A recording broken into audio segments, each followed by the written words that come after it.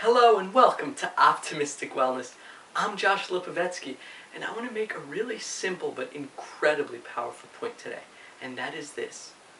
Just because others are suffering does not mean that you yourself have to suffer. And I've gotten this point home through my own personal experience. As of late, I've been given more opportunities to help other people lately.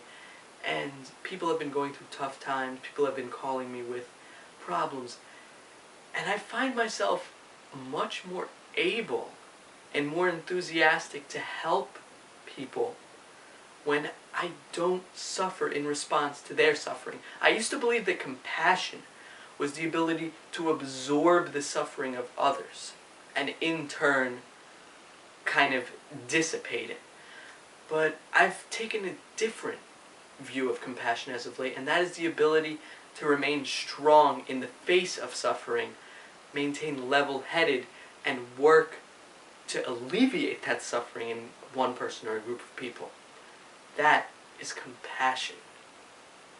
So let me talk about some examples.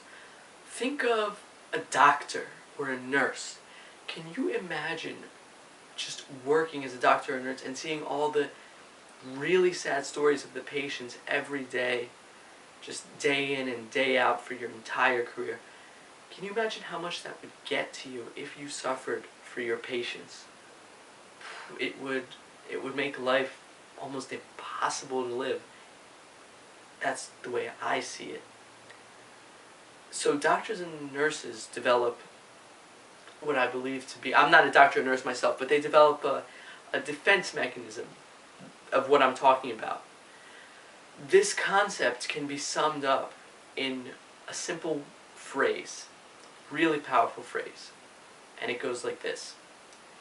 If I suffer for others, I suffer with myself. If I suffer for others, I suffer with myself. Very simple and very, very, very powerful. So I'm going to conclude this short video by talking about a final example. Imagine that you're going through a really tough time, maybe an emotional distress or financial crisis. You call up a friend and you talk to her on the phone. And we'll start with situation one. You talk to her on the phone, you vent your problem, and you can feel the energy start to turn. She gets distressed. She doesn't know what to do. She's meek. She's timid.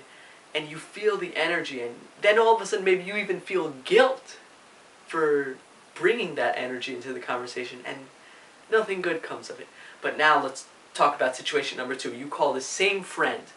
And you vent the problem. You're going through a tough time. But you can feel she's really strong. She's got a really compassionate energy. But you can feel it. You just know that she is not swayed by your energy, that she's maintaining a level head.